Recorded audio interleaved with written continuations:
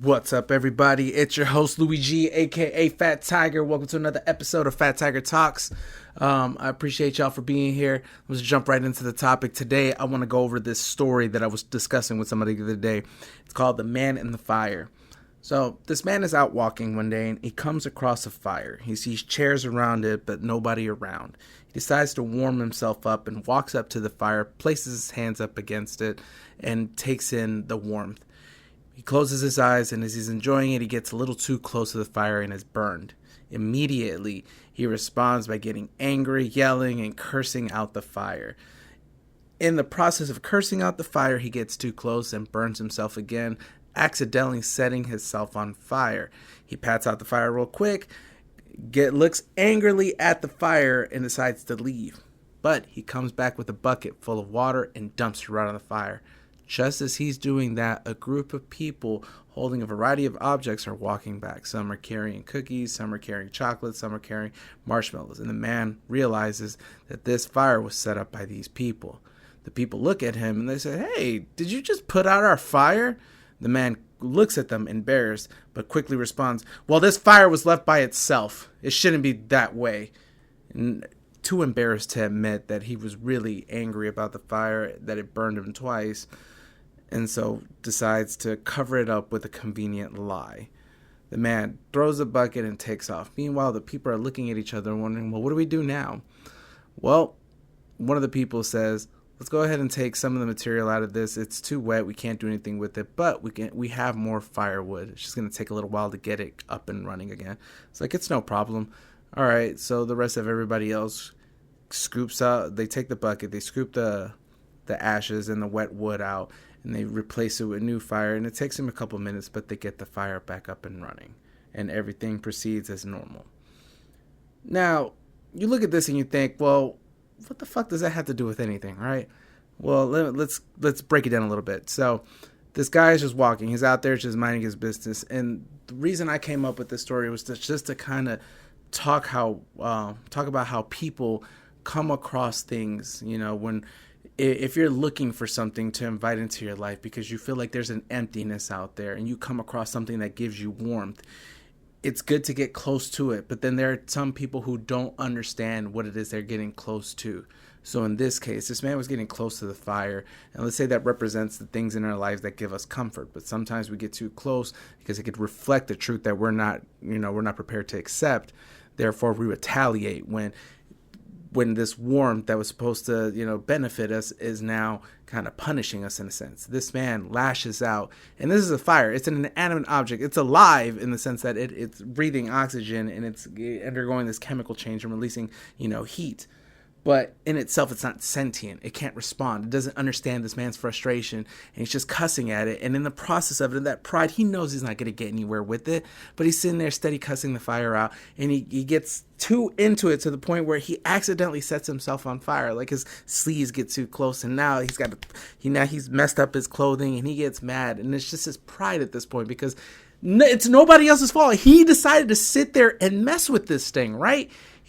Who knows why? Well, there was nothing. He could have just gone about there was nothing keeping him there other than his simple pride. So now he's pissed off. He goes and gets water. He puts it out because he figures, fuck this fire. I'm going to take my anger out on it.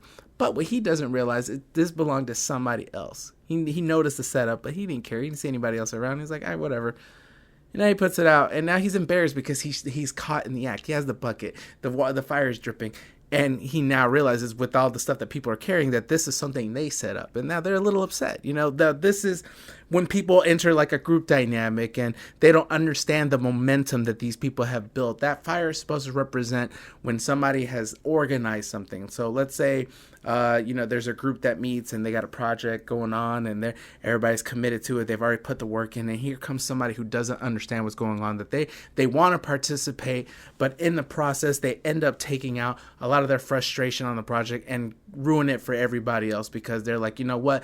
This is no longer benefiting me. This has made me feel a certain way. I'm offended. I don't want to participate in this. I can't allow it to go on because there are people out here just feel like they have to ruin it for everybody else, right? So in this guy, he thought he could get away with it, but he got caught.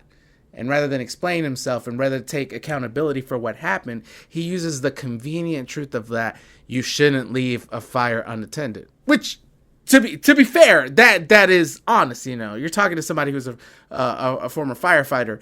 You are not supposed to leave a fire unattended for any reason whatsoever, because fire can easily grow out of control. But in the context of this story, these people have set it up, and they may have set it up and gone to go retrieve their items, which they did, and it shows in the story that they came back with stuff.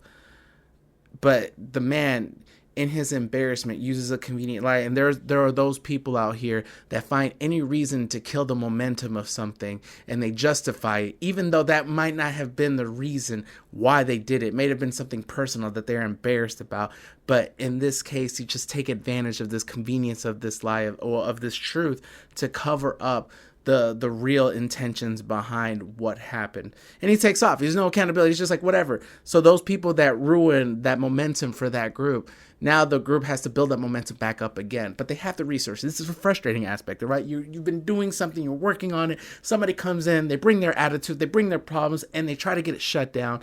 And yes, they may halt things for a while, but then they disappear. They're off. They go off into the world and do their own thing. They're off. They're away. Now it's up to the ones that are present to build upon that momentum, right? To build it all up again. And yes, they're frustrated. Yes, they would have been justified in cussing the guy out, but what was the point? They're out there to have a good time. And so they disregarded the guy. They said, all right, screw it. He's gone. Let's build this up. They knew what to do. So it's this project. It's what parts of these are recoverable? What things need to be put back in place to get the momentum going again? So it may have been a project that was tainted, but you have the materials and the resources. Let's put it up there. We know it's frustrating. You know that we shouldn't have to do this in the first place, but it doesn't matter. We're going to do it. And that represents those people that despite obstacles, despite frustration and delays, that they still press forward because they understand the importance of what they're doing, what they're contributing to, because they know in this thing that they've planned in this fire, like, if you've ever been around a campfire and, you've roasted marshmallows or made s'mores or whatever, you've shared stories. There's a beauty in it. There's a simplicity in it. There's this sharing of friendship that takes place around it. And so we can't let these negative things and these negative people, whatever justifications they have for ruining good things or for halting things, we can't let that sour the experiences we're going to have in life. And it takes those leaders that realize, okay, this is the issue at hand, this is the problem, and this is the solution that we're gonna put into place so that we can recover from this. In this story, it's a thing of where somebody who doesn't understand what they're encountering takes out their frustration and ruins the momentum for others. But then there are others who recognize that, okay, this is just a small blip in the path of path of what we're trying to accomplish here, and it's manageable. They don't freak out. They're justified in doing it, but they don't, because it's not worth it.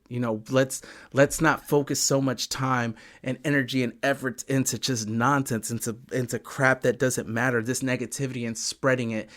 We're just feeding into what the trolls want. They just want a reason to create more hate in the world, and we don't want to give it that oxygen and fire. There's three things that have to be in place. The fire triangle. In order for a fire to be sustained, if you remove one of those elements, you snuff it out. And that's almost like hate. Hate can take the form of fire in itself, and it can become destructive if uncontrolled. But you remove one of those elements, and it can't grow.